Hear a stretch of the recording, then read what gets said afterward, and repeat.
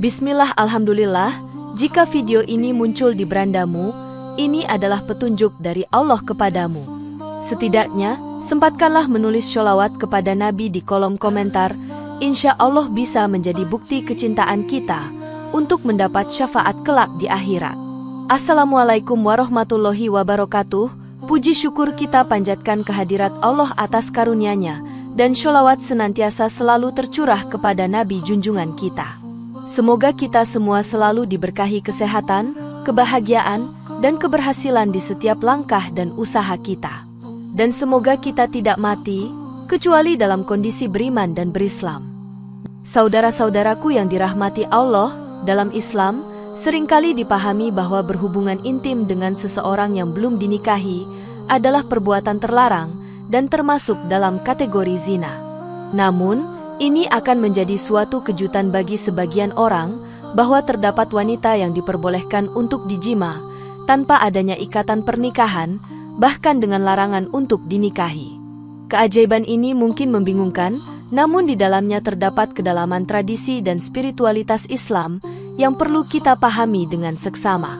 Mari kita telaah lebih lanjut dalam materi ini, yakni wanita dilarang dinikahi tapi boleh dijima menurut tradisi dan spiritualitas Islam. Sebelum membahas lebih lanjut tentang wanita yang boleh dijima tapi tidak boleh dinikahi, penting bagi kita untuk memahami konsep nikah dalam Islam. Nikah dalam ajaran Islam adalah pernikahan yang sah antara seorang pria dan seorang wanita yang dilakukan dengan tujuan membentuk keluarga dan melaksanakan perintah Allah. Al-Quran dalam surat Ar-Rum ayat 21 menyatakan, dan di antara tanda-tanda kekuasaannya, ialah Dia menciptakan untukmu istri-istri dari jenismu sendiri, supaya kamu merasa ketentraman dan ketenangan hatimu, dan dijadikannya di antaramu rasa kasih sayang dan belas kasihan. Sesungguhnya pada yang demikian itu, benar terdapat tanda-tanda kebesaran Allah bagi orang-orang yang berfikir. Dari ayat tersebut, dapat disimpulkan bahwa nikah adalah bentuk hubungan suami istri yang diakui oleh Allah. Oleh karena itu, ada beberapa syarat yang harus dipenuhi agar pernikahan tersebut dianggap sah dalam pandangan agama Islam. Dalam ajaran Islam, terdapat beberapa kondisi di mana seorang laki-laki diperbolehkan untuk mengambil seorang wanita sebagai istri kedua, ketiga, dan seterusnya yang dikenal sebagai poligami. Namun sebaliknya, ada juga kondisi di mana seorang wanita tidak dapat dinikahi oleh seorang laki-laki. Wanita tersebut adalah mahram, yaitu kerabat dekat yang diharamkan untuk dinikahi dalam Islam. Dalam Al-Quran Surat An-Nisa ayat 22, Allah berfirman, dan janganlah kamu nikahi wanita-wanita yang telah dinafkahi oleh bapak-bapakmu, kecuali yang telah terjadi di masa lampau. Sesungguhnya yang demikian itu adalah kekejian dan perbuatan yang amat buruk dan jalan yang buruk. Hal ini menegaskan larangan menikahi wanita yang telah dinafkahi oleh ayah kita, kecuali dalam keadaan tertentu di masa lampau. Namun, terdapat kondisi yang berbeda, yaitu ketika seorang laki-laki tidak diizinkan untuk menikahi seorang wanita, namun masih diperbolehkan untuk berhubungan intim dengannya. Wanita tersebut adalah milkul yamin. Dalam Islam, pemahaman terhadap hukum-hukum yang berlaku menjadi sangat penting agar dapat mengamalkannya dengan benar. Salah satu contohnya adalah dalam konteks perbudakan, di mana seorang tuan yang muslim tidak diizinkan untuk menikahi budak wanitanya. Meskipun tidak diizinkan untuk dinikahi, budak wanita tersebut tetap dihalalkan untuk dijima. Namun, ketika budak tersebut telah dimerdekakan, maka ia menjadi haram untuk dijima sebelum dinikahi. Konsep milkul yamin, atau budak yang dimiliki, disebutkan dalam beberapa ayat Al-Quran, seperti dalam surat Al-Mu'minun ayat 5-6, dan orang-orang yang menjaga kemaluannya, kecuali terhadap istri-istri mereka atau budak yang mereka miliki, maka sesungguhnya, mereka dalam hal ini tiada tercela. Syekh As-Sadi menjelaskan, bahwa milkul yamin merujuk kepada budak perempuan yang dimiliki oleh seseorang.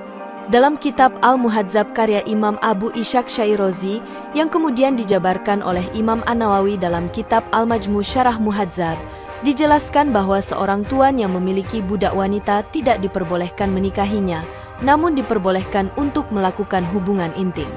Meskipun pandangan ini mungkin terdengar aneh, karena hubungan intim dianggap halal sedangkan pernikahan dianggap haram. Namun ada juga pandangan lain yang menyatakan, seperti pendapat Imam Syafi'i, bahwa jika seorang tuan menikahi budak wanitanya, pernikahan tersebut tidak sah dan harus dibatalkan, karena pernikahan harus memenuhi hak-hak wajib seorang wanita, terutama jika wanita tersebut masih dalam status budak. Kemudian dalam kitab I'anatut Thalibin dinyatakan bahwa seorang budak wanita tidak boleh dinikahi karena statusnya sebagai budak yang akan mencegah hak-haknya untuk diperoleh. Dalam Islam, pernikahan diwajibkan bagi setiap orang yang mampu dan telah mencapai usia yang tepat. Namun dalam situasi tertentu, seperti pada kasus seorang budak wanita, mungkin tidak bisa memenuhi hak-hak wajib bagi seorang wanita. Untuk memperoleh hak-hak tersebut, budak wanita harus dimerdekakan terlebih dahulu. Pandangan ini dapat berbeda-beda, tergantung pada masing-masing mazhab dan konteks budaya. Jika seorang budak wanita dinikahi, maka ia akan memiliki status sebagai istri. Namun jika tidak dinikahi, ia hanya menjadi milik tuannya dan dianggap sebagai budak. Status kepemilikan budak dinilai lebih kuat dibandingkan istri sah. Perbudakan memberikan dua faedah, yaitu keuntungan bagi tuannya, karena bisa digunakan untuk bekerja atau melakukan hubungan badan, serta bisa dijual beli. Namun, hal ini tidak berlaku pada istri, karena istri tidak memiliki status sebagai harta atau milik sang laki-laki. Dalam Al-Quran Surat An-Nisa ayat 3, Allah berfirman, "Dan jika kamu takut tidak akan dapat berlaku adil terhadap hak-hak perempuan yatim, bila mana kamu menikahinya, maka kawinilah wanita-wanita lain yang kamu senangi, 2, 3, atau 4. Kemudian jika kamu takut tidak akan dapat berlaku adil, maka kawinilah seorang saja, atau budak-budak yang kamu miliki." Yang demikian itu adalah lebih dekat kepada tidak berbuat aniaya. Pandangan ini menegaskan bahwa dalam konteks perbudakan, hak-hak budak wanita tidak setara dengan hak-hak istri, sehingga pernikahan dengan budak wanita dianggap tidak sah. Hal ini juga menggarisbawahi pentingnya keadilan dan pemenuhan hak-hak dalam pernikahan yang tidak dapat terpenuhi sepenuhnya dalam hubungan antara tuan dan budak wanita. Dalam Islam, istri sebenarnya hanya menjadi kemanfaatan saja dan tidak menjadi milik suami secara hakiki. Meskipun istilah suami istri dalam bahasa memiliki arti saling memiliki, namun secara hakikat, suami dan istri hanya dapat saling memanfaatkan satu sama lain. Apabila terjadi pemahaman bahwa ada kepemilikan atas pernikahan, maka hal tersebut justru dapat membatalkan pernikahan. Istri masih menjadi milik orang tuanya, sehingga suami tidak diperbolehkan untuk menjualnya kepada orang lain. Berbeda dengan budak, baik secara bahasa maupun hakikat, ia berstatus sebagai milik tuannya dan dapat diperjualbelikan. Jika seorang laki-laki menikahi budak perempuan yang dimilikinya, maka pernikahan tersebut tidak sah, karena statusnya sebagai budak mencegah hak-haknya dalam pernikahan. Namun, jika sang laki-laki telah memerdekakan budak perempuan tersebut, barulah kemudian boleh menikahinya, dan ia akan mendapatkan pahala yang berlipat ganda. Dalam Islam, penting untuk memahami bahwa pernikahan adalah ikatan yang mengharuskan adanya keseimbangan dan saling menghormati antara suami dan istri, bukan bentuk kepemilikan. Hal ini mencerminkan prinsip-prinsip kesetaraan dan keadilan yang dipegang teguh dalam ajaran Islam. Dalam pandangan orang awam, hukum Islam tentang budak dan pernikahan memang terkesan ambigu.